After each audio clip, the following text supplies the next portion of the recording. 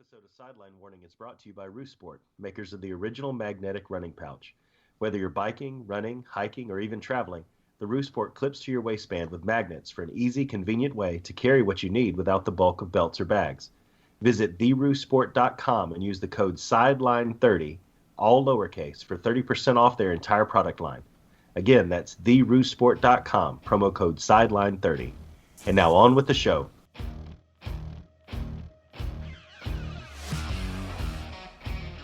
Ladies and gentlemen, put down your solo cups and fried pickles because this is Sideline Warning, the show with the perfect balance of hot sports takes, amazing insights, and good Lord, amen, get off my lawn style rants.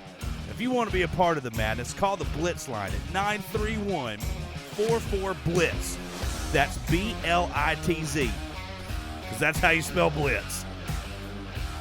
And now, here to recap this week's biggest and best stories from around the Southeast and beyond are your hosts, the phenomenal brother Adam Russell and the golden voice of the Southeast, Dave Adams. Let's do this.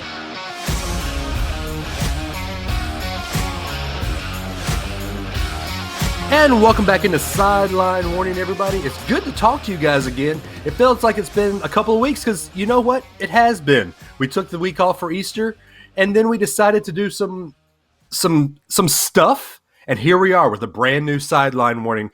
As always, you've got the one, the only, the golden voice of the Southeast, Dave Adams, coming to you live and in living color from Harvest, Alabama, all the way at the top of the state of Alabama, because as always, I am on top of everything when it comes to sports, and maybe more. And as always, I have brought my friend along all the way from the House of Mouse, from St. Cloud, the one, the only, the phenomenal brother Adam, Joseph Russell. There it is again with the middle name and a short intro, not a list of places. I'm shocked. No, because you're not the only friend I brought along this week. That is true. That is true. We have to have more time for an intro. Please continue. Don't let me interrupt you. Well, you know, this was your time to come in, so you can have some. Can I have my time? I'm just excited. The Florida House has passed a bill that will begin getting the ball rolling for having a University of Alabama license plate in the state of Florida. See, I thought you were going to get a UCF plate that says "Not Champ." Whenever they start making them, I'll look into that. They would start making them first. But the first hurdle has been cleared. It was approved by the House. So, exciting times. You should get one that has UCF and say "Not." You can't do "Not Your Champ." I was thinking like "Got 17" or something like that. If you did "Got 17", then it would change every other year. That would just every other year. So you're just assuming going on that it's going to be us Clemson, us Clemson, us Clemson. Yeah, basically. I mean, that's how it's been. Yeah. So normally we are a Southeast sports podcast. Well, we thought that we're going to do some shakeups. Usually the spring is kind of a dead period for sports. We talk baseball, we talk a little bit NFL draft, we talk a little bit about media days, all that fun stuff.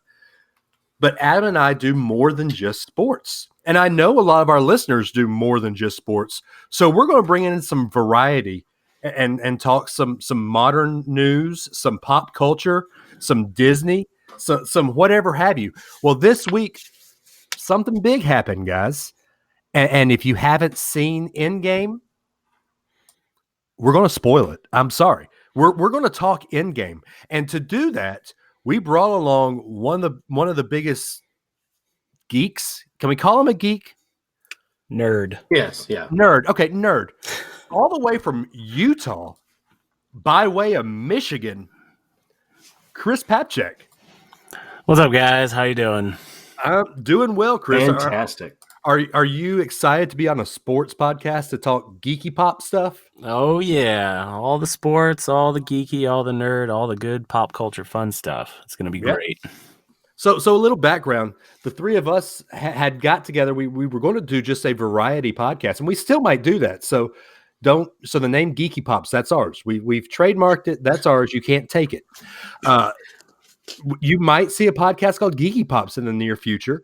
But for the time being, Sideline Warning is going to have some Geeky Pop hour probably, because we're going to get into EndGame, and it might take us an hour and a half to talk just EndGame. But Adam, I see that look, man. Sorry, I need somebody to snap and cut that in half, please. There you go. Thank you. 45 minutes on EndGame. Fantastic. Your mama's so fat that Thanos had to snap twice. Oh, I love it. That's the best one out there. Okay. Anyway, but before we get into EndGame, we do have to talk the NFL draft. Gentlemen, do you want to talk the Alabama part of the NFL draft first, or do you want to talk just basic teams first? I know that, Chris, you're a Lions fan. Adam, you're a Cowboys fan. Of course, everybody knows I'm a Titans fan. Do we want to talk teams, or do we want to get into the Alabama side of it first? Let's talk overall first. Okay, overall, I thought it was a pretty good first round. There were a couple of stretches. I, for one, still think Kyler Murray going number 1 is a stretch. Yes. Some people don't. Kyler Murray might be better than Josh Allen or Allen at Arizona in that what's his name, Cliff Kingsbury offense. Mm-hmm. But I don't know. I think that he's the better of the first 2 quarterbacks drafted. This kid, the Daniel Jones kid. I was going to say, considering the other one was Daniel Jones, I think that's Now he's a Duke guy. But why in the world would they draft him there when New York had another first round pick?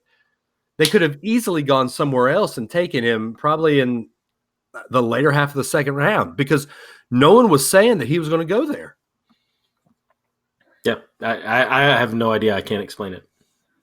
Yeah, I don't know. And I mean, he's average at best, and that's the thing is, I know he could learn under Eli, right?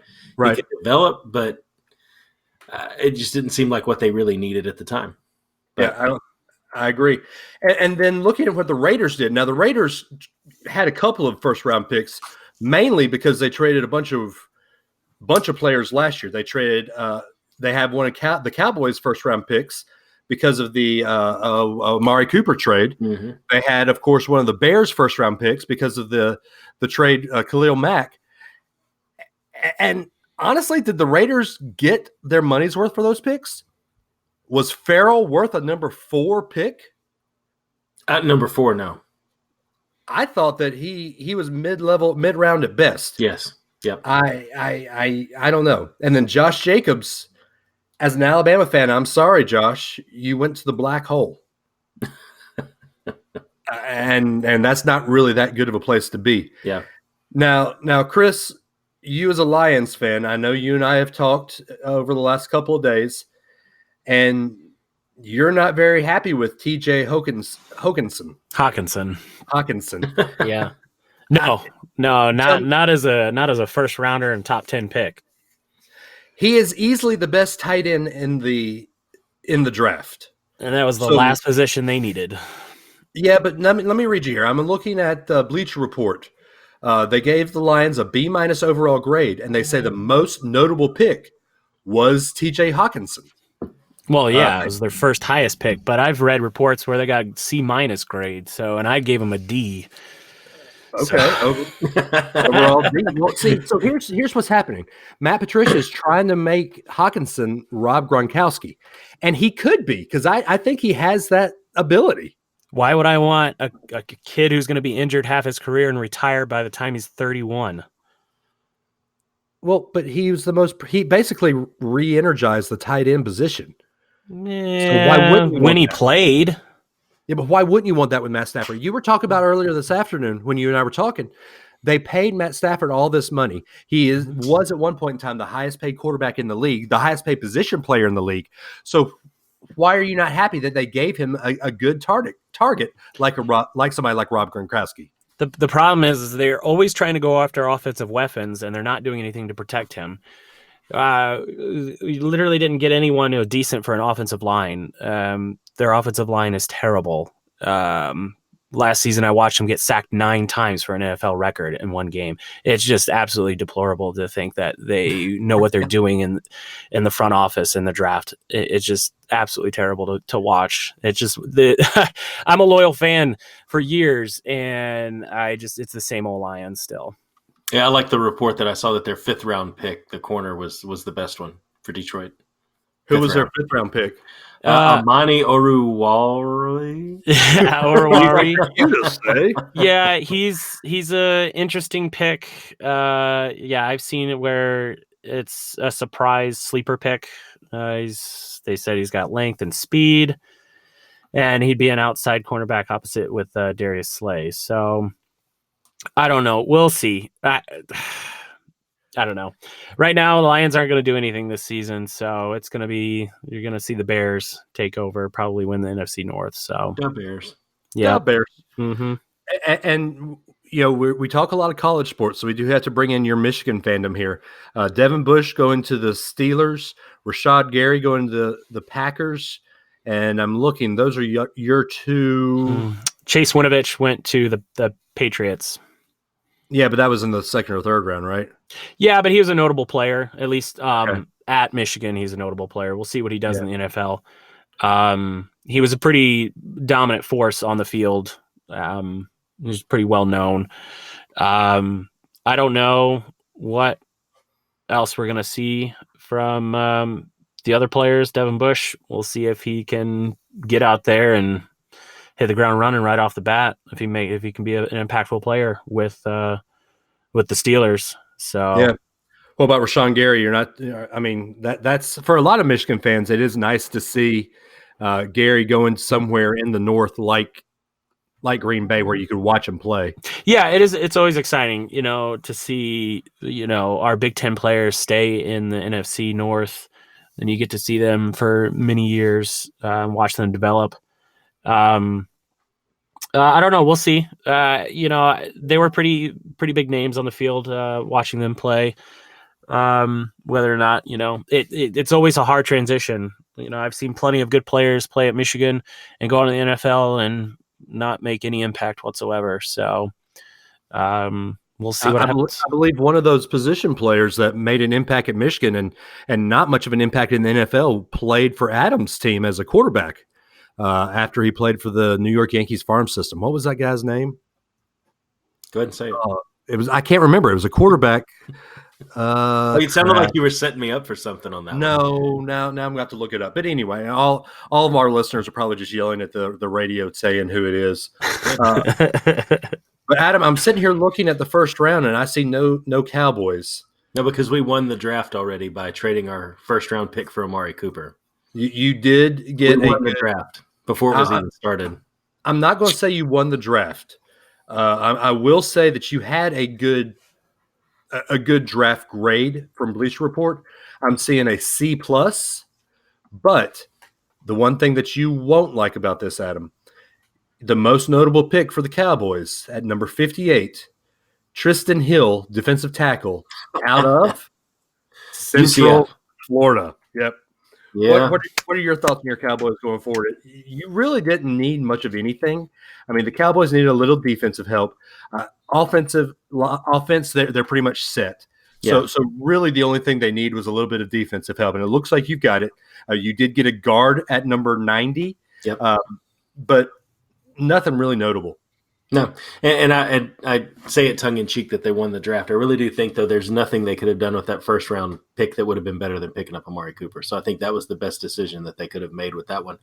I think outside of them, though, I'm not crazy. Just to go back to the high level draft, I'm not crazy about the Cardinals going after Kyler Murray again. I think he's too unproven. I don't know if he's got the build even for the NFL. I think the Redskins probably won if we're talking about who won overall. Well, I mean, Damian Haskins just fell in his lap. Yeah. In their lap. And once again, we'll talk about this in a minute, but in the 5th round, guess where they got a kid out of? Where they get everybody from. Ross Pierce-Baker from Alabama. Yep. So basically, as a Bama fan, I'm going to have to start cheering for the Redskins, aren't I? Sure. No. You can have 2 teams. But how do you say that? I mean, that's basically like saying you're a Yankees fan and cheering for the Red Sox. You said you were going to root for the Redskins. I didn't say I was. Okay. You said you were, and I was like, sure, go ahead. Okay. I'm not. Okay. Now let's get into my team. I'm a Titans fan. I want y'all's thoughts on our 1st round pick. Defensive tackle Jeffrey Simmons out of Mississippi State. He's got all-pro potential, but he's coming off a torn ACL, and there's possibly some domestic violence issues with him. I like the pick because if you take all of off-field stuff away, Simmons could be one of the top picks in the draft. With the ACL suffering issues, with the domestic violence issues, he might have fallen because of that. Now, but if you take that away, he's athletically a beast. Is it too much of a stretch for you guys? I don't think so. No. If he stays healthy and stays out of trouble, I mean, he has a great career, and he could be a franchise player for you guys, right? Yeah, I think it's a calculated risk, and I would imagine that they'd looked into it pretty seriously before they made that kind of an investment in the first round. Sorry, Chris, I think I interrupted you. No, you pretty much said it. That was I mean, obviously, those guys know what they're doing because they're not on the Lions. So, yeah, I never get the Lions. Never have a good draft. No, I can't. I mean, granted, we drafted Stafford, but honestly, Stafford's a pretty mediocre quarterback, getting paid a lot of money to do not a lot. And of course, it's going to be a rough season to see if whether or not. I mean, I don't know if you guys follow the news and what's going on with his family, but he's got some pretty. His wife just had brain cancer surgery or something like that. Yeah, so he's dealing with a lot, and we've had some pretty impactful players retire early on us. Barry Sanders and Calvin Johnson. That it just. We haven't had good luck with long-term longevity with decent players out of the draft that we did ourselves. So, yeah. And speaking of the Lions and always drafting a wide receiver or somebody that catches, Adam, your wife probably likes the Titans' second-round pick, all-star wide receiver A.J. Brown out of Ole Miss. Man, he's the Hunter Renfrow of Ole Miss, man. It seemed like he was there for a decade. I feel like he was, and he was only there for 4 years because he really only played his true freshman year. Yep. I love that pick. I'm not crazy with Marcus Mariota as a passer. I was really hoping. What really made me mad about that A.J. Brown pick is the pick right before the Titans was the Minnesota Vikings, and they pick Irv Smith Jr., tight end out of Alabama. What the Titans really need is a good tight end because Walker's about to retire. Yeah. And Walker's one of the best pass-catching tight ends in the league. Now that Gronk is retired, I think Walker could be one or two of the best pass-catching tight ends. But we need somebody after Walker retires. And Irv Smith would have been the best option there. Hey, we got one. I'll trade you. Got someone for a decent offensive line? Yeah, I know you don't like it, Chris, but you're going to have to get used to it. He's there. I'm just saying the last tight end that we drafted, it's like we're a farm system all in itself. We'll develop a player and then he'll go, he will do decent and then trade away and then they'll explode somewhere else. And it's just tiring to see it over and over again. So, yeah. All right. Now, Chris, I know you're probably about to be quiet for this. You can speak up. We value your opinion, but we're going to get into the Alabama part of the draft discussion here. This is an Alabama podcast, is it not? It is. Thank you. Thank you for recognizing that. No problem. I've been there. Hey, you've been here. You're right. Not here, but, you've been in Alabama. I've been in Huntsville, Alabama. Have you really? I told you. Oh, well. I flew on a helicopter. Oh, that's right. That's right. Okay. Anyway, so Alabama had 10 players drafted. Here's a stat for you. From the mid 70s to 2016, no SEC team had 10 players drafted in back-to-back years. Well, Alabama has now had 30 players, so an average of 10 players drafted in the last 3 drafts. Hey, and Adam, what's happened the last 3 years in college football? Overall? Yeah, where's Alabama played? In the national championship game. So not only does Alabama put people in the NFL draft, Alabama also puts people in the national championship game as well. So we're basically just reloading every time we recruit, right? It seems like it, doesn't it? Yeah, it does. So let's talk the 10 players. We'll talk the first 4 rounds first, and then we'll kind of move into the next discussion. Before we go into the details, can we talk the most glorious stat from the draft? Go for it. The total number of players drafted from Tennessee. 0. Yeah, I was gonna say that equals 0, right? Every None. SEC team had a player drafted except Tennessee. 0. Zip. 0. No. Okay. Zilch, nada. All Even Vanderbilt had 2 Tennessee. Come on. All right. So the first round, Alabama had 3 players drafted. Quentin Williams to the Jets. Yep. Jonah Williams to the Bengals. And Josh Jacobs to the Raiders. All 3 of those guys, while they're going to be making millions of dollars, I feel sorry for them. Because they're probably not going to see the playoffs for at least 3 to 4 years. Oh, especially not Jonah and Josh, no. Yeah. I think out of those 3, Quentin Williams might have the best shot, but even then it's a long shot. But the Bengals and the Raiders aren't. The Bengals, I mean, they're shot.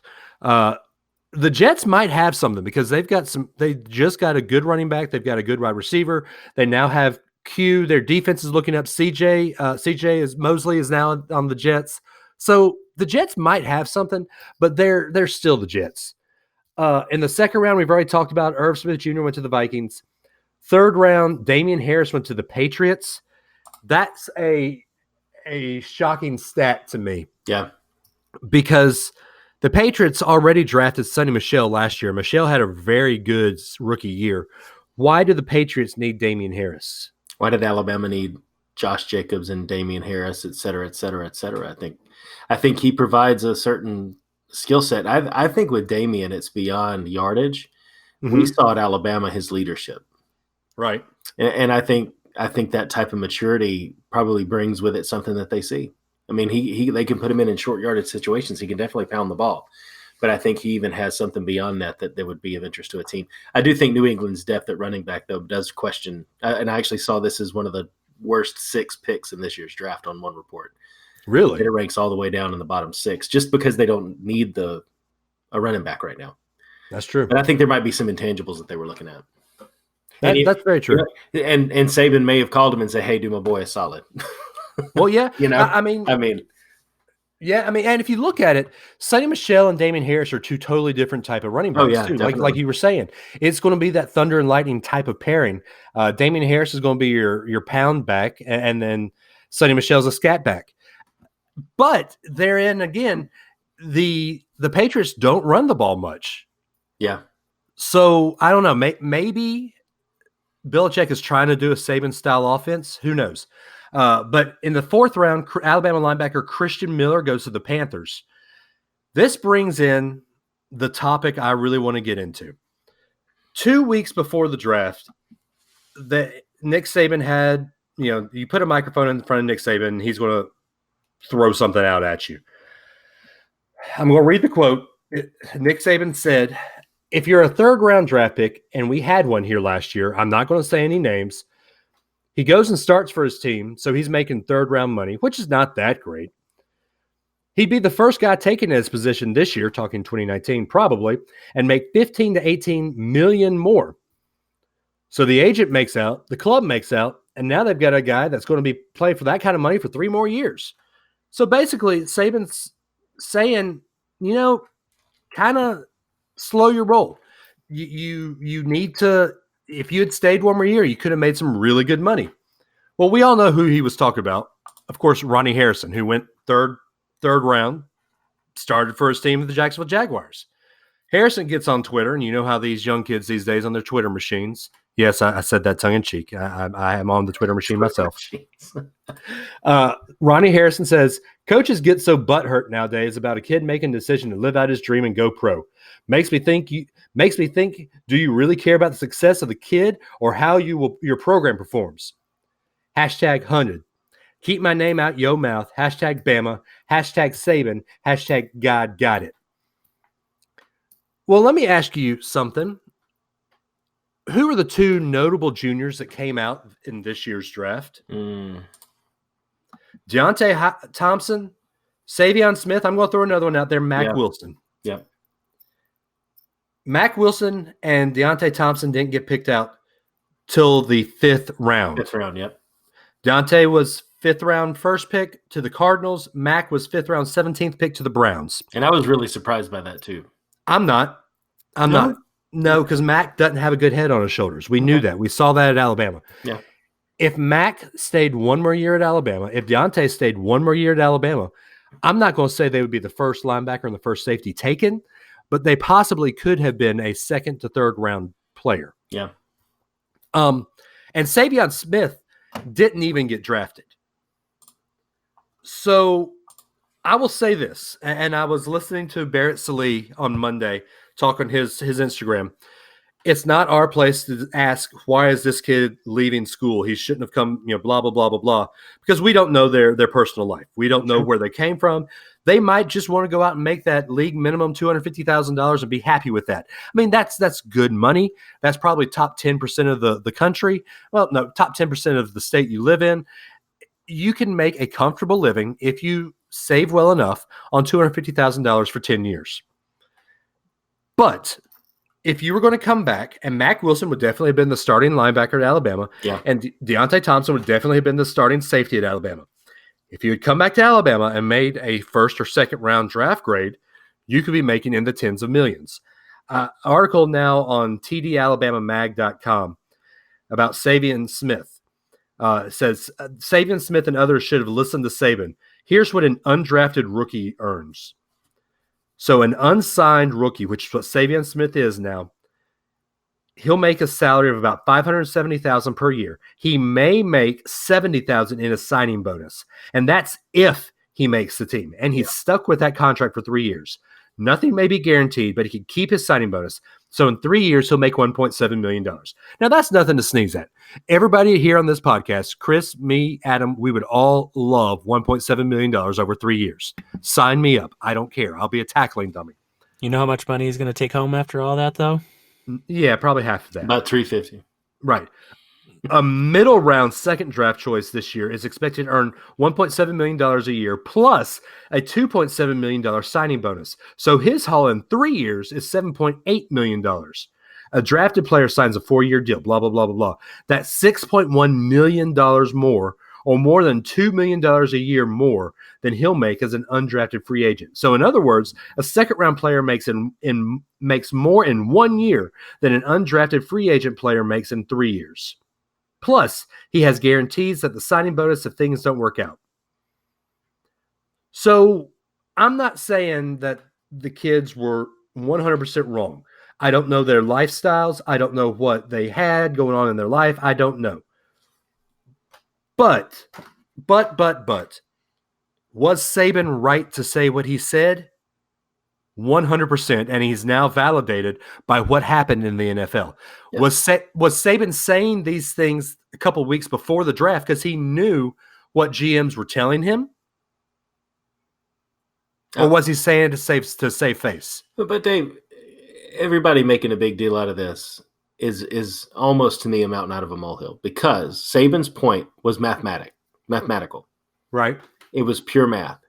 If you stay another year, you get that experience, you stay healthy, you improve your product, your draft stock goes up, you make more money when you're drafted in a higher round. That's fact. Right. So for me, for Ronnie Harrison to come back and say that the coaches had their feelings hurt because a kid made a decision to live out his dreams, do you really care about the success of the kid? Is there a coach in college football today that cares as much about developing the individual as Nicholas Saban? No, not at all. Is there any of them?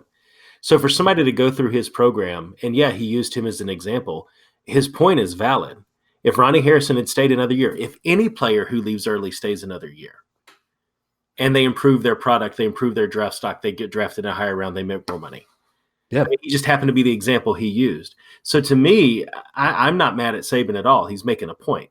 I'm more like, for someone like Ronnie Harrison to come through and benefit from that program and then immediately turn around and say that Nick Saban doesn't care about him as a person, or allude to that, it just shows that at the end of the day, these are kids on the Twitter machine,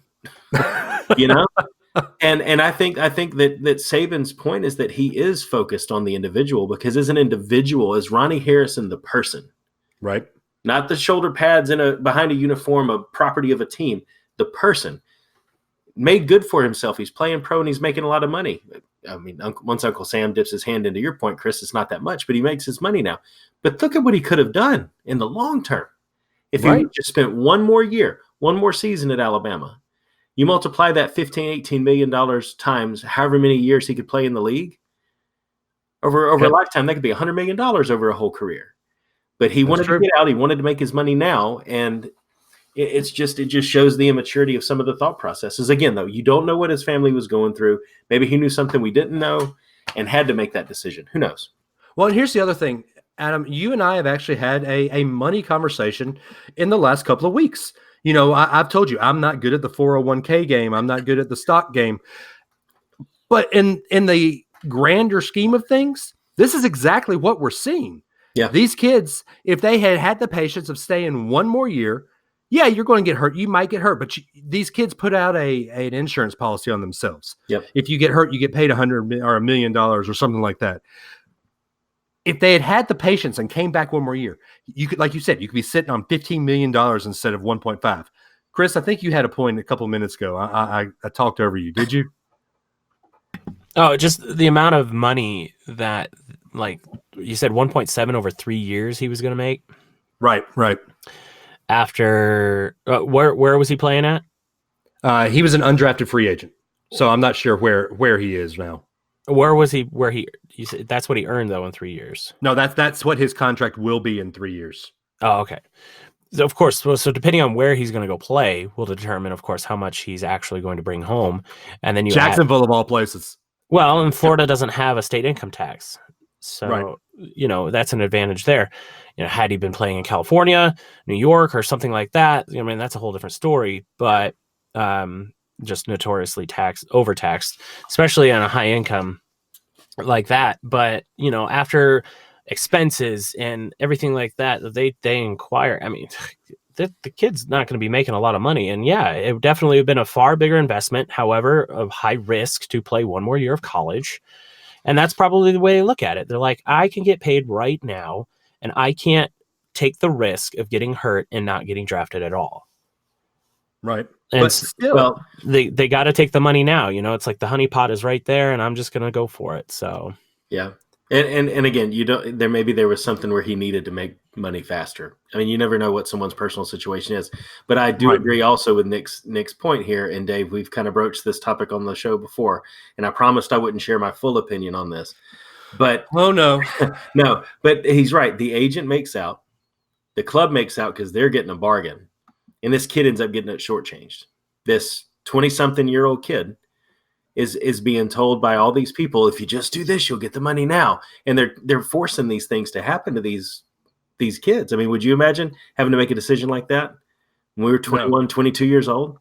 Not at all. And the agent's just trying to get a paycheck. The club's trying to pay talent as little as possible to put product on the field.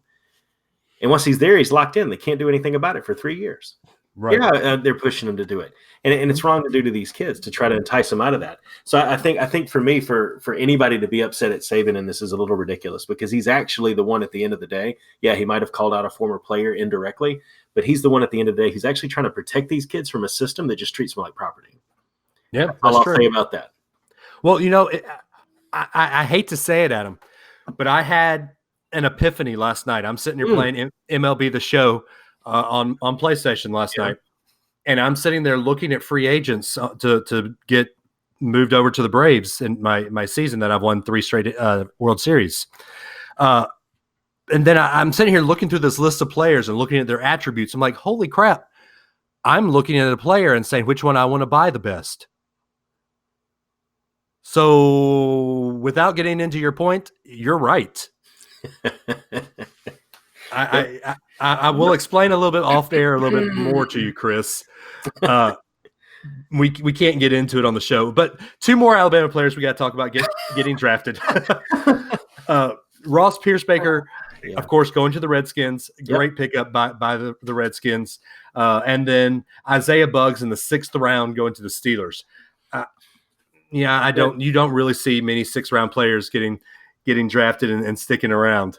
But I don't know. I think Alabama made out pretty well this year in the draft. And I really do think next year you're going to see – I'm going to go on record and say at least 2 offensive Alabama players getting picked up in the first five picks. I'll say Judy, and I'll say Tagovailoa, and you possibly. I don't want to see him leave this early. Yeah. But you can. I don't want Judy to go because he'll be a junior. I don't want Tua to go because he'll be a junior. But they'll go. You could also see some defensive guys going too. I don't know where they're going to go, but you might see as many as 5 to 6 Alabama players in the first round next year. I think the beauty of our defensive side right now is where we hurt the most was secondary. I think this actually looks like a good year for us with a lot of young talent. So we've probably got 2 to 3 years before we have to worry about what used to be our biggest hole, but where's the next hole going to pop up, right? Who's going to leave and create a gap? I got to say, after the A-Day game, though, I'm not exactly sure that Tua's draft stock is incredibly high right now. Well, I mean, we're not going to see the best of everything. No, we're going to have to see how the season goes. But I still don't think I'm of the unpopular opinion that the starting quarterback position might be in jeopardy by the time we get to the middle of the season. I'll let you think that because I don't. We are not in agreement. Our cakewalk schedule, I mean, honestly, any Eli Manning could probably beat half these guys at the age he's at right now. Let's not go that far. Let's not go that far. Cakewalk schedule. Anyway, go ahead. I interrupted you. Yeah, I was going to make a segue saying we need to talk about Roo Sport, but there's no segue to be had there now. So let's spend the time while Chris is away to talk about Roo Sport and how great of a product they are. I was going to get Chris to talk about it a little bit because Chris just started running, and we need to talk to him about the great product of Roo Sport. But Adam, take it away, man. You have introduced me to this great product, and I've used it a lot now. And Adam, you've been using it for years, so let them know. I mean, everything you need for a number of activities. We've talked right: running, hiking, going for a walk around the neighborhood, training your dog, walking your dog, traveling, heading to music festivals, outdoor festivals, stuff like that. If you got stuff that you need to take with you for any of that type of thing, and you don't feel like carrying a bag, you don't feel like wearing a fanny pack. Which, by the way, I saw a mannequin in a storefront at Neiman Marcus at a mall here in Orlando that had the men's department. Yeah, and the dude was wearing a fanny pack over his shoulder. So I don't know if that's a thing, but he really needs a Roo Sport. Yeah, they really do need a Roo Sport. Is it would be so much more discreet than fanny pack over the shoulder. Anyway, but it holds everything you need for a lot of those activities. Your wallet, cash, credit cards, keys, all that kind of stuff. And it's one of those things that, if you are looking to get into running and you feel intimidated by the whole thing, the beauty of running is that the equipment is very minimal that you need. You need clothes, shoes, and something to carry stuff around. And Roo Sport fits in seamlessly to that routine. You can buy the product and know that it's not going to be a barrier to keep you from getting into the sport. So it's good for beginners and people who have run in several races before. Now, I will say this. If you're like Adam and myself, you definitely need a shirt when you run. There are those that don't need a shirt when they run, but please put a shirt on when you run. Just a rule of thumb. Yeah, just a rule of thumb. If you need a shirt when you run, and Chris is back on that conversation. Nice. But anyway, so www.theroosport.com. Use the promo code Sideline30 there at checkout, and Roo Sport has given us 30%, given Sideline Warning listeners 30% off of basically anything they want to buy on their website. You've got the Roo pouch like Adam was talking about. You've got the Roo lounger like I have. I still need to get a picture on Instagram for that. And then you've got the power banks. You got everything like that. www.theroosport.com. Use the code Sideline30 at checkout. All right. Are we ready for the new part of Sideline Warning? I'm kind of nervous, Dave. You're kind of nervous? I'm a little nervous. I am. Why are you nervous to not talk sports? It's just so different. Oh, what is this, Chris? What are you bringing into the show, Chris? So I had a recent visit. Yes. Yeah. To the world. Oh, to the world. Is it the world that Adam works in? Yes. Okay.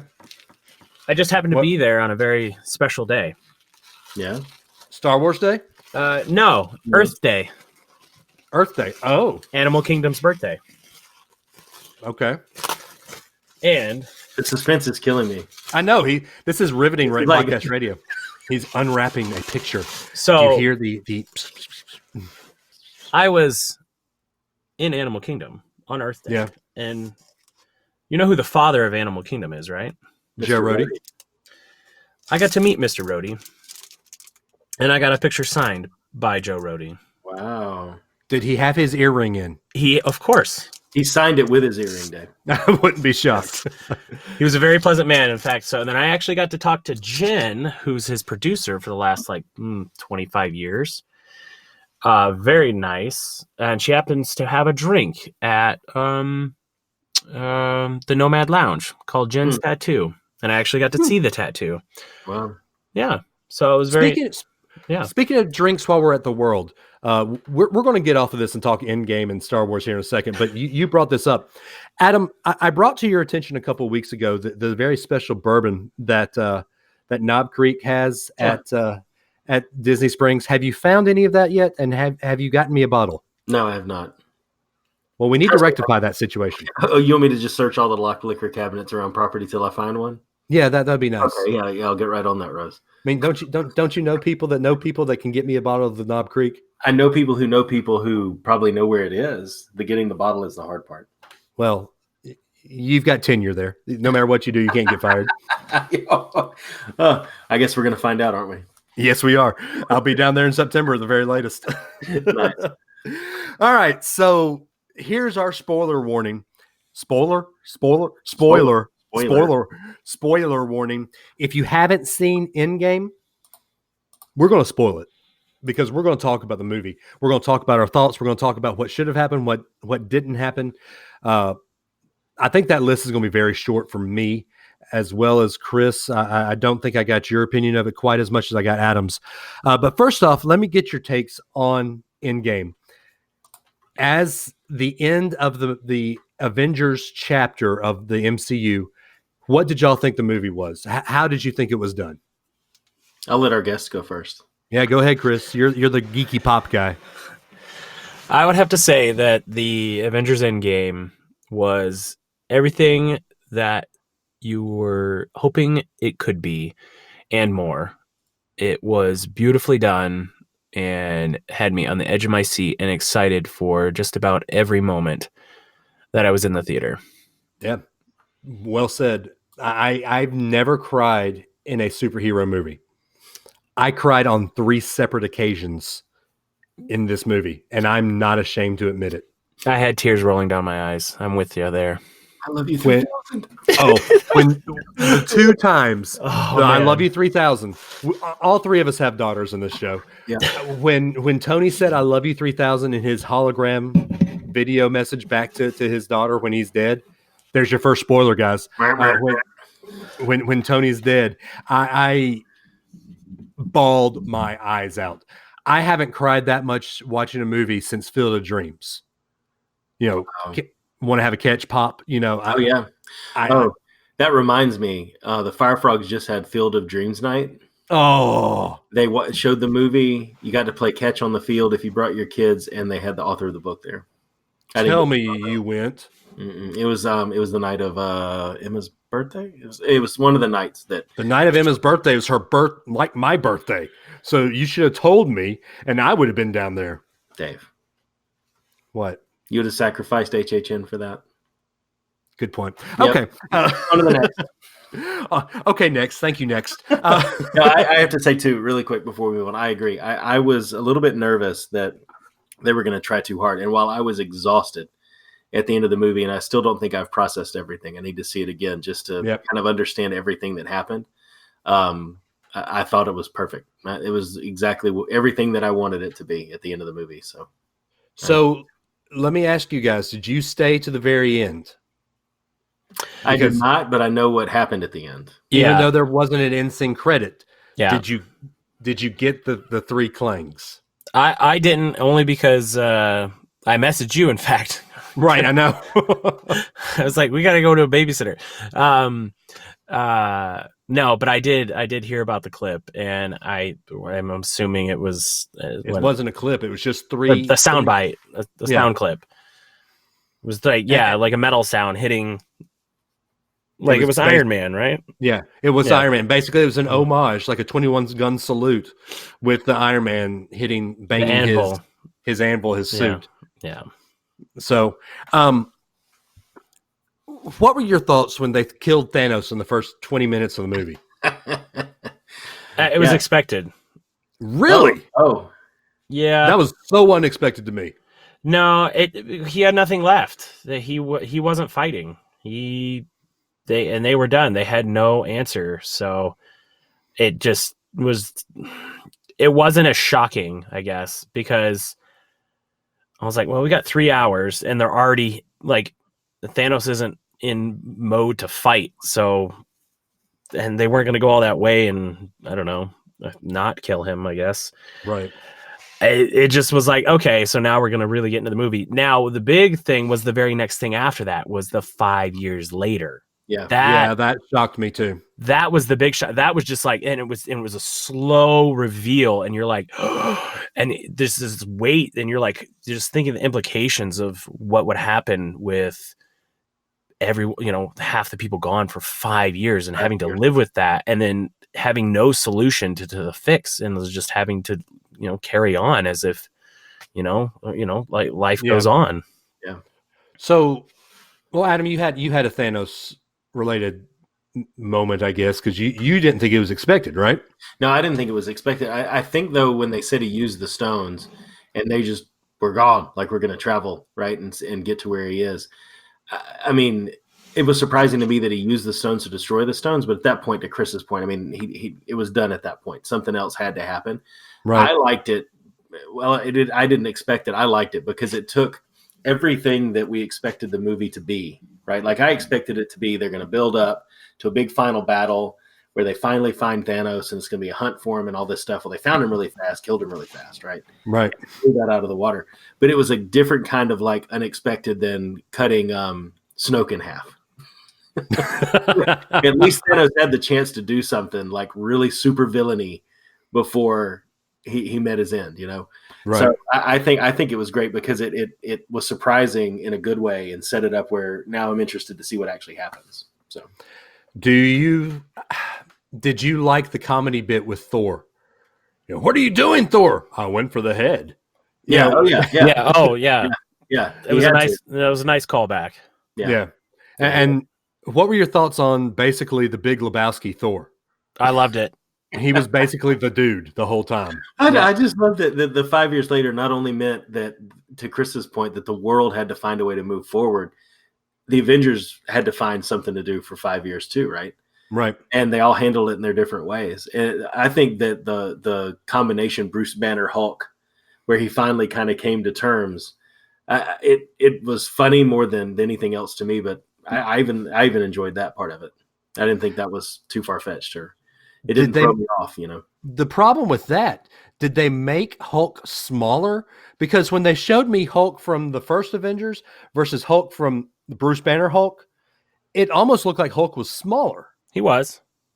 Okay, so it wasn't just me. No, yeah, no, he was definitely smaller, and he was obviously more tame. Whether or not he still maintained the full strength of the Hulk, did we even get to see it? No, not really. I mean, he never really he didn't fight. You did a little bit when they went back to New York and they said, "All right, Bruce, smash." And he's like, kind of half-hearted. Yeah, half baked, smashed a car. Like, right. Yeah, no, I don't think you ever really saw the Hulk, because and that was the thing. I mean, I'm jumping forward to the end of the movie here, but you only saw the big three really go after Thanos. You did see Hulk's strength when he held up the Avengers building when Thanos. So he did have that strength. Yeah, and that was just a small little bit. Yeah, but not in any like fighting capacity. Yeah. I don't know. I loved the dynamic of Banner Hulk, but I miss the Ragnarok Hulk. Yeah. Where he talking voice like this. This is Hulk to me. It's not Bruce Banner, Mark Ruffalo Hulk. There was definitely a combination because it was definitely a more comedic version of Bruce with the Hulk aspect, because like he was just very childish in a way, but still smart. Very true. Obviously he was able to figure out time travel. With the help of Tony. Tony figured out time travel. Yeah, I mean he still was able to maintain the machine, but it wasn't necessarily my favorite, but I could see why they held it from the trailers. So, yeah, that's true. Yep. I do have to ask: did you make it the entire 3 hours without a bathroom break? Nope, Yes. I don't get that gold coin. I do. I happened to leave. Well, that was the thing. I was so excited, and I scarfed down that large bucket of popcorn and huge diet cherry Coke. It was amazing. And was that large bucket of popcorn keto, Chris? Oh no, no. Definitely not. There's no carbs at the movie theater. I don't know what you're talking about. Just like Disney, there's no carbs or calories. Oh, exactly. So I know, and I know exactly where I had to go, and it just so happened I walked down the stairs, and it was right when Stan Lee came on screen. I missed it. Where was Stan Lee? It's when they went back to the 70s, when they went to get back the Tesseract and the Pym particles. Okay. So from everyone I talked to, I left at a good time. I didn't really miss all that much. And of course, I ran from the theater. And I'm pretty sure I washed my hands like Dash and Incredibles 2. So I washed them, I promise. Yeah. So with the 3 characters dying, here's the other big spoiler. Yeah.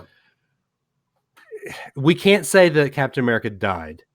No. He died of old age. Just not on screen. Right. We knew that Tony and Cap were going to be, this was their last movie, because we knew that Chris Evans and RDJ's contracts were up. Yep. The one that shocks me is I didn't see Scarlett Johansson and Black Widow dying, because we knew that there is a Black Widow movie in the works. So now I guess we're going to make it a prequel. It was announced it was going to be a prequel. Oh, was it? I didn't hear that. Okay. Yeah. It was going to take place in late 90s, early 2000s. Okay. So why did Scarlett Johansson have to die? Why did Black Widow have to die? Because it has been set up since Age of Ultron with Hawkeye's family. Yeah. Right. And since his family got brought back from Hulk's snap, he had a family to go back to. Black Widow had only Hawkeye, and now of course Hulk tried to bring her back when he did his snap. He couldn't though. Once the Soul Stone takes away, you can't. Yeah. And I was surprised by that. I thought something would play into where Gamora was in the Soul Stone or. Yeah. Well, that was something I'd heard some people speculate about too. I thought it was everyone was going to be in the Soul Stone, and that's where you're going to find everyone who was taken by the snap. But clearly, they were just able to snap, and then boom, they reappear. And that's something that's going to be glossed over too. Is all of those people have been gone and not aged for 5 years, and they're going to have to reintegrate themselves into society where everyone else aged around them. So while we're here, let's talk about it. We've got to get to this point. Okay. The next movie is Spider-Man. Yep. So judging by the last scene, we see Spider-Man and his friends in high school. I guess we can judge that all of his high school friends were snapped. Yeah. Well, all the main characters, at least from Homecoming. Yes, you have. It has to be, because that was my big thing. That was the only thing that I left that movie theater kind of rolling my eyes at, was that his friend was still in school after 5 years. Yeah, right. And he was. So he had to be. But here's the question. Doctor Strange does his little circle thing, and I'm doing it with my hands. Y'all can't see it on video. Oh, you even have the fingers, man. He does his little circle thing, and he brings the Avengers armies from 5 years back into the present time, quote unquote present time. So would Strange, now that everybody's snapped back into existence, does he circle theme them back to the point in time when they were snapped? He can't time travel. Yes, he can. No, obviously he could. Well, he can use the time stone to reverse things. No, he used the sling ring because you reappeared where you were snapped at, so they were still on Titan. Okay. No, he was physically transporting them through a portal too. Yeah, no, they reappeared in 2019. Yeah. So the rest of 2024. Is it 2023 or 2024? 24, because it was 5 years from. Oh, it was 5 years from the snap. 2023. Yeah. Okay, so 2023. So does that mean that from here on out, the MCU will be 5 years in the future, 4 years in the future? It would have to be. Yeah. Maybe they'll take a break for 5. No, they won't take a break. No, they won't. They've already scheduled 2 to 3 movies a year. Yeah, It's only right now. It's 2 movies after Spider-Man. We won't get another movie till May next year, and then it's only 2 movies per year for the next 3 years after that. Yeah, but and there's not going to be another tag-up movie for a very long time, probably. No, you're gonna have to establish it at least. Well, the next one, what they've said with James Gunn's schedule after doing Suicide Squad 2, they're looking at a potential release date for Guardians of the Galaxy 3 for 2021. And it'll be as Guardians of the Galaxy, probably. Oh, I hope so. It's meant to be. If Thor is like not in the next Guardians of the Galaxy movie, then what would be the point of ending it like that? Yeah, it has to be. I mean, we're gonna look, the fans rooted and the actors rooted for James Gunn to come back. If we can root for Thor to be in Guardians of the Galaxy 3, then we can make it happen. Let's make it happen, Captain. So there was one other point I was going to talk about before we got on to the Spider-Man time travel thing. There it is. We got to talk about it. And I know I've had the conversation with Adam and you, Chris, privately. Time travel. Did they get it right? Did they get it right, or was Back to the Future right? I am of the thought to where I don't like the fragment thoughts. I like the Back to the Future. You don't interact with your former self or your future self. The whole Cap fighting Cap, and this is America's butt comment, that I don't like it, because you're not supposed to fight with your former self. Wouldn't Captain America know this? Now, they probably had to do that because now they're setting up this Disney Plus series with Loki. Loki escapes, and what's all his hijinks going to be? Notice we didn't see anything when Loki escaped. So that's going to be the Disney Plus series. So that's going to take place in 2012. Right. It'll take place in 2012. It'll take place in the past. I'm not a fan of the time travel that brought up in this one. What are y'all's thoughts? I first loved all of the references of other time traveling movies, especially the fact that they brought up Hot Tub Time Machine, and I cheered for that. I cheered for that. I was like, yes, one of my favorites. But I like the explanation with the Sorcerer Supreme. It made it pretty clear with the timeline and how it could fracture. My biggest problem with the time travel is with Captain America going back. Right, and then coming right back to a different fragment. Well, my problem is we're just led to believe he was able to return all 6 stones at the very point that they were taken by himself. Right. How are you putting that soul stone back? How are you putting the Mind Stone back in the Scepter? How are you putting the Space Stone back in the Tesseract that was destroyed? The only stone that he could physically do, like I'm putting the ether back into the Jane. The only stone he could physically give back would be the Time Stone back to the Sorcerer Supreme. That would be the only easy one to do. The others, I don't know. Yeah. I have an issue with that. They kind of walked all over themselves a little bit. They wanted to give that cool ending with Cap, but they went into, the way he did it, if he didn't come back to that spot that he left at, he just waited for them at the park bench. That's a Back to the Future type reference. So they use 2 different versions of time travel to make that Cap sequence happen. Or there is... he had the ability to go back to that specific timeline and not change anything and stay to the sidelines. And it was hinted that in the show, Peggy Carter, that her husband was never revealed. And they kept it that way, possibly for this setup that, because that was the thing. My first thought was like, oh, he's going to go back in time and she's never going to meet her husband, and her kids that she had before are not going to be born. It was one of those things that, you're just going to completely disrupt the timeline and screw up, people never be existing. Well, maybe this is where you're looking at it. He always did that. That's a good point. And then so at that point, when he goes back in time and stays with Peggy Carter, there's 2 Captain Americas. There's one in the ice, and there's one with Peggy. Which movie did she die in? Civil War. Civil War? Yeah. And he saw her dying. Yeah. He was at her bedside when she was dying. Yeah. So because I even thought, could he have gone back?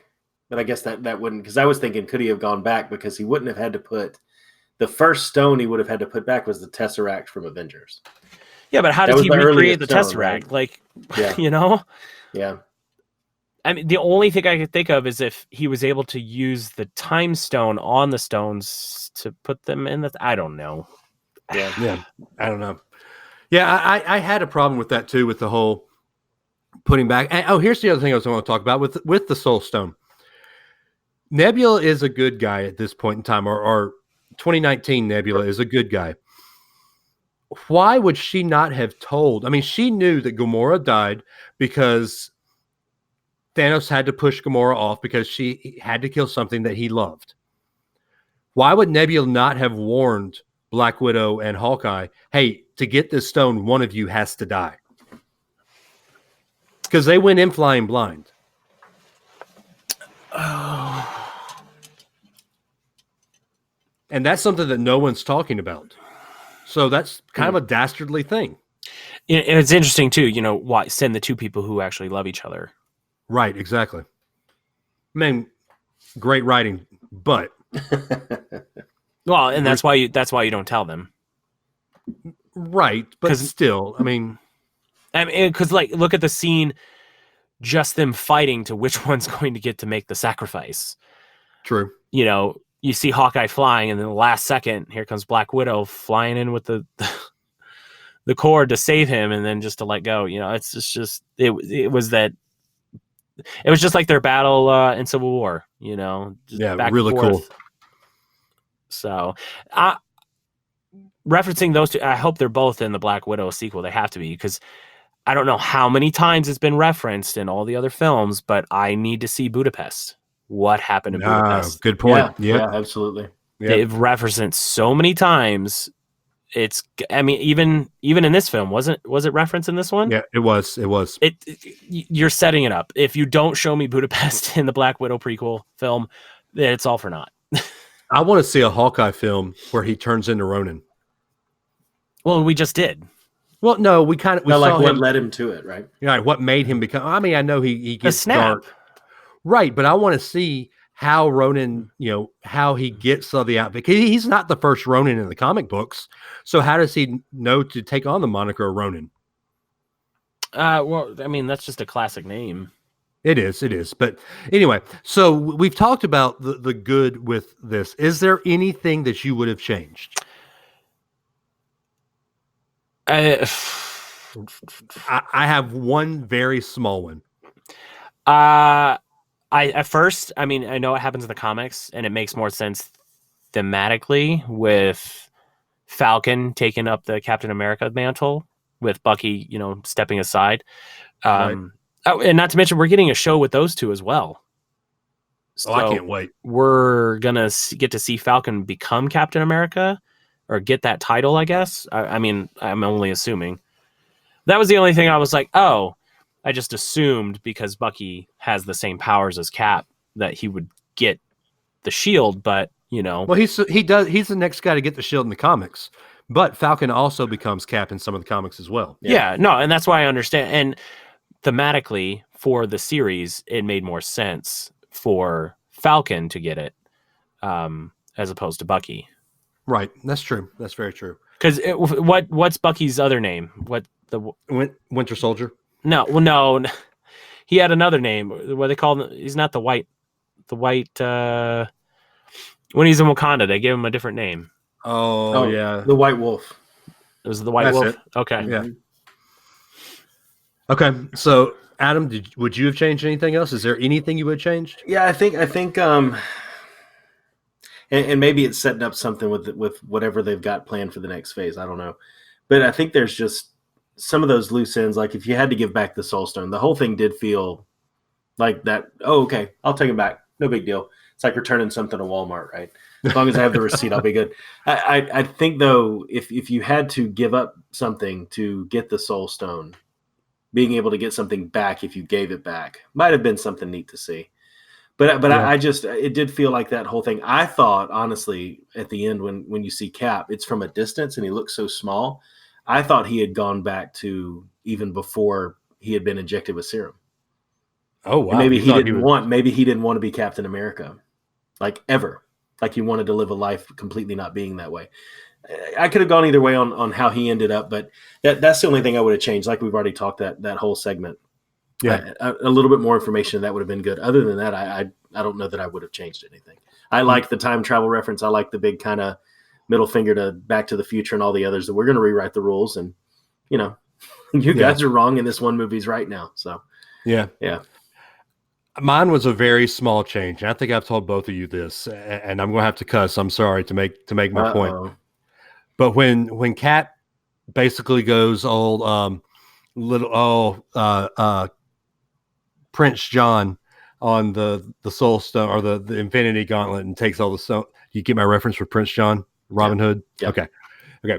When Cap steals all the gems out of Thanos' Infinity Gauntlet, and he says that he very poignantly goes, "I am Iron Man."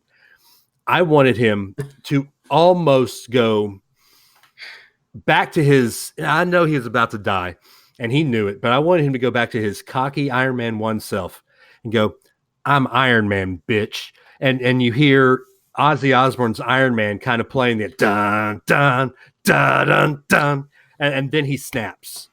I just think that would have been just this perfect send off of how he was in Iron Man 1 coming full circle to how he is now. I mean, he was practically the Iron Man 1 character at the beginning of the film. Yeah, I know, but very selfish. Obviously he just made major sacrifices and lost a lot and didn't want to give up what he had gotten back or, started over. Right. And yet here he is making that ultimate sacrifice at the end for everyone. I did like the Doctor Strange look at him and just one. Yeah. This is it. Love that. This is the one. But how did he get the stones out?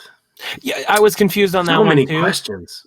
But it had to have been the nanotechnology in his glove, because obviously you saw the stones just kind of like trickle down into their position. So obviously they were able to grasp them out of that gauntlet. So I just wanted that Tony Stark-ism, Yeah.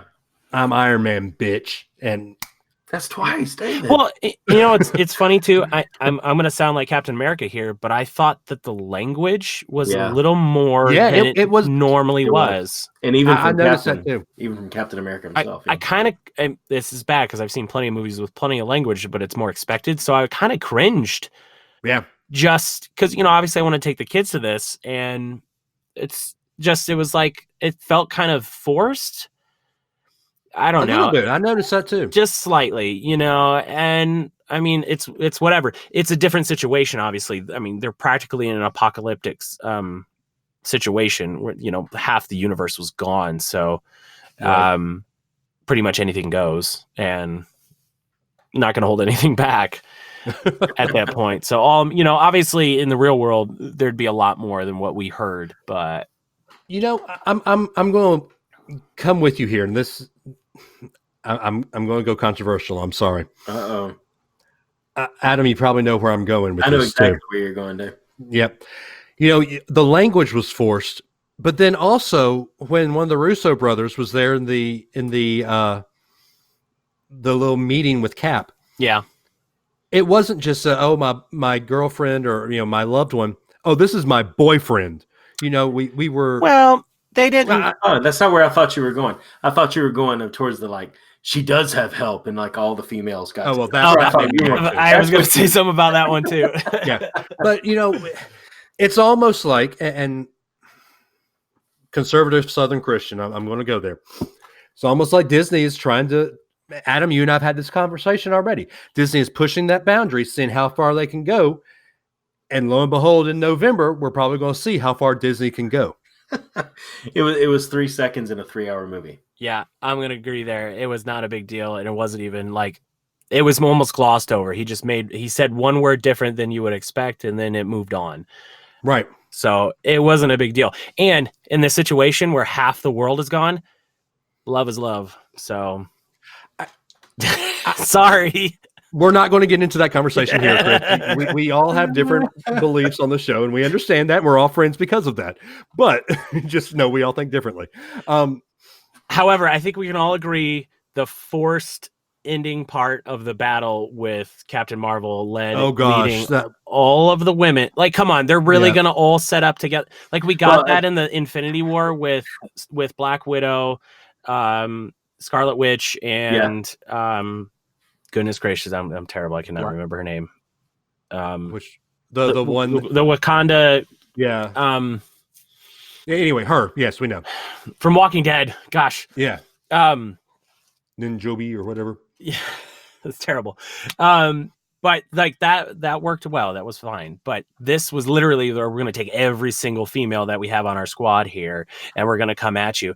But I'm like, Captain Marvel doesn't need any backup. She literally took a full punch from Thanos and did nothing, and he stood there in awe. And well, in Infinity War, when the three of them got together to fight that one character, the battle's still raging on around them, right? In this one, you had all of the Avengers working together, and then all of a sudden, what did Cap and Iron Man just say? You guys got it. We're just going to chill on Thanos for a minute. Y'all go ahead. We're like what were they doing for that 30 seconds? Yeah, how many female characters? I mean, there was at least 12 female characters I think we saw. And I'm just like, I mean, it's you have to, it's the sign off. You have to do things like that. I think a little bit in the last one to show, all that kind of stuff and check. Funny moment with that. I'm sitting there in the movie watching it, and Adam watched it 30 minutes before I did. So I knew he was already done with the movie. When that moment happens, I sent him a text, just the quote and the emoji of the guy slapping his face. And Adam said, "Are you texting me in the middle of the movie?" I said, "Yes." No, you didn't. Did. Oh yes, gosh. I know. I looked over at my wife, and she kind of eye rolled at that point too. Yeah, my wife did too. That was the intended audience, and if they're rolling their eyes, come on. Of course. I mean, if it ended up where they just it's the shot of all of them together, and she does have help. I mean, if they had all teamed together somehow naturally, maybe it wouldn't have felt so bad. But yeah, I know. And they were. Was there any iconic shot that we got from like the original Avengers in this one? Did you see any? Maybe? We couldn't because Black Widow was dead. No, I don't. Well, I mean, obviously in a new setup. So obviously we got Thor, Captain America, and Iron Man together coming towards never got Hulk Thanos. With them.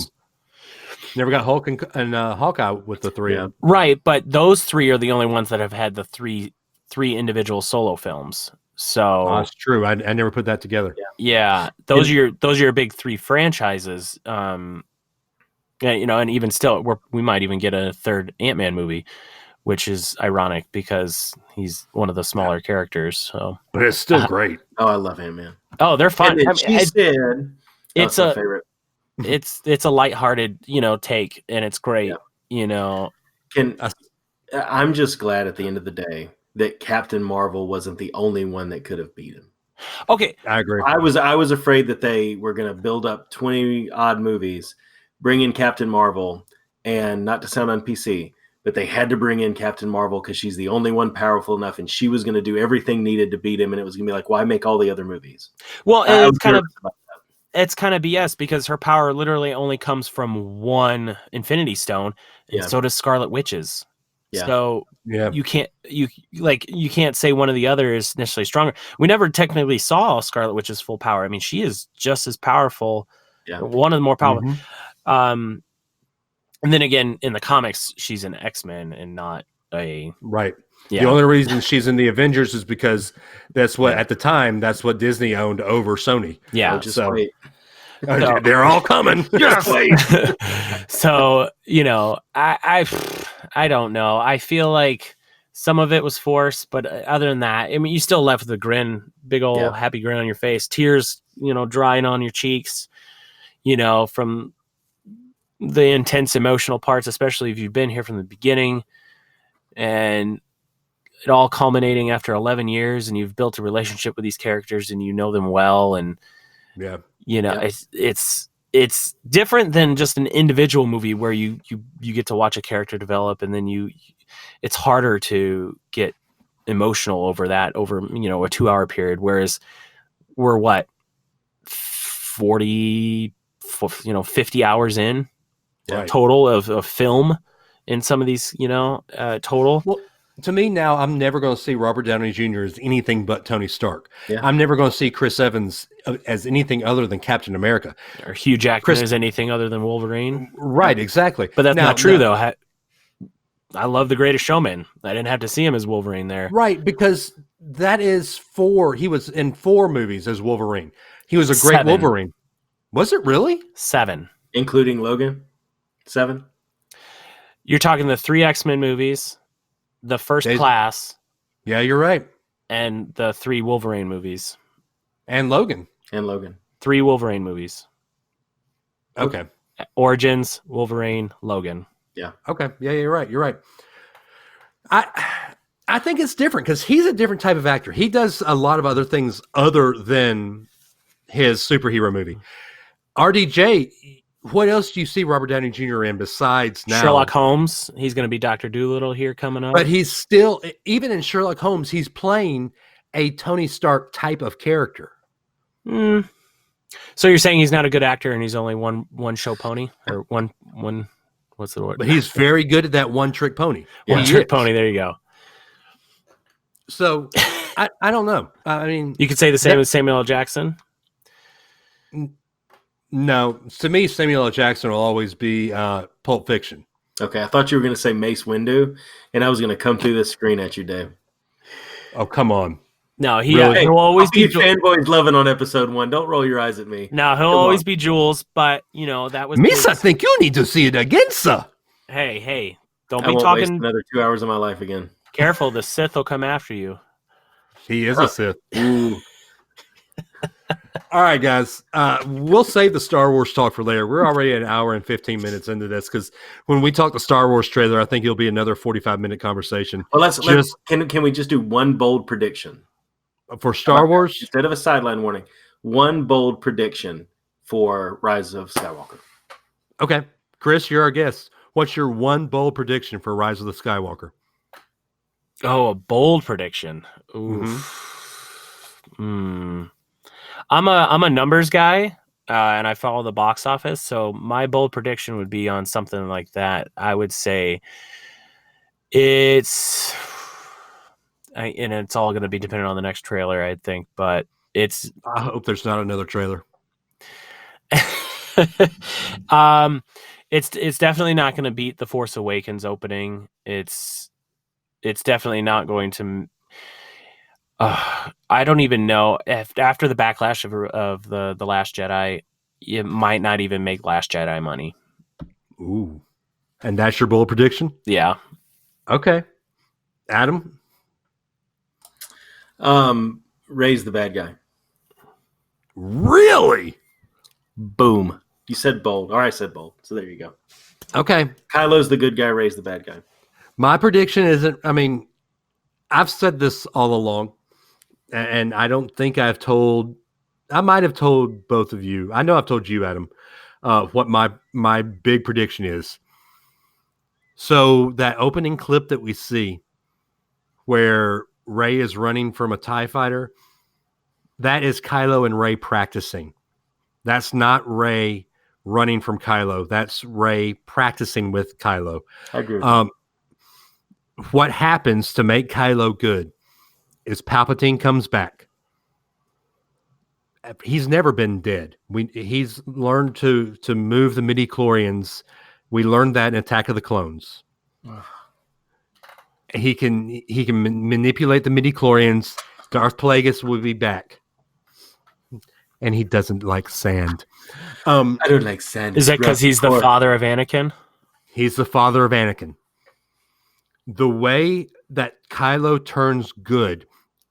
Remember in The Force Awakens, when Kylo is talking to Darth Vader's burned up helmet, he says, "I will finish what you started, grandfather." Plagueis comes back into his life and he sees what Kylo's been doing and says, "You are a good apprentice. But let me tell you about your grandfather." He finds out that Plagueis basically manipulated and killed his grandfather. And that basically wakes him up and turns him against Plagueis. And that's how he turns good. There's my 2 cents and my bold prediction. And the rise of the Skywalkers will be Kylo rising up and defeating the dark side. And I still think that Rey is a Skywalker somehow. It's a different version of Skywalker, but that could be a discussion for another time. Yeah, I think the Jedis are no longer called the Jedis. I think they are now going forward called Skywalkers. Lowercase s. Right. So there you go. There's our variety sideline warning. Normally we talk sports the whole time. Let us know what you think about this new format. We're going to try this every now and then. We might not do variety every time because there's going to be a lot of sports to talk. We got to talk about the Braves losing again. Of course, that happened. And again, I have a stat for you, Adam. I don't think I've told you this. The Braves have now lost 15 games after tonight. In those 15 games the Braves have lost, they've held a lead in 13 of them. Wow. Ouch. But your bullpen loses it. Thank you, bullpen. That was your bold prediction, Dave. It was. Hey, how are the Tigers doing, Chris? Surprisingly, the Tigers aren't losing as bad as I thought. They're only one game under 500. But I don't expect them to do anything significant this season. Yep. Yeah, I've got a great pitcher in Double-A. Unfortunately, he played for Auburn, but Casey Mize, his very first game in Double-A, pitched a no-hitter. Wow. I didn't even see that. Oh. Yep, look out for that. But anyway, guys, if you like the new version of Sideline Warning, if you like this new format, if you like what we talk about now, Adam, how can they get a hold of the show? 931. Is it 40? What I'm drawing a total blank. 931-44 Blitz. 44 Blitz. Yeah, it's such a different format. I can't even just rattle off things that I'm used to rattling off. I mean, the Grease told you about the show, the phone number at the beginning of the show. Yeah, that's true. 931-44 Blitz. There you go. BLITZ, because that's how you spell Blitz. Yeah. Thanks, Grease. Yeah, thanks, Grease. Anyway, so Sideline Warning. We're on Twitter. We're at SW The Show.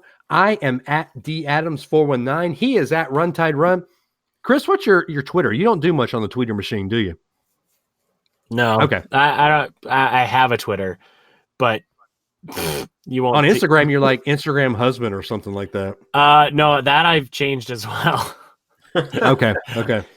If you follow his wife on Instagram, he takes all the pictures of his wife that she posts on Instagram. Yes. We're also on Instagram at SW The Show. I can't see that, Chris. I am. It's not Christoph, just Chris. There's your Disney reference. Guys, wow, this show is great. We've said it. We say this every week. We truly mean it. We love you. We'll see you next week. Roll Tide and chop on. See y'all next week. Go Blue. May the force be with you. Ha ha ha.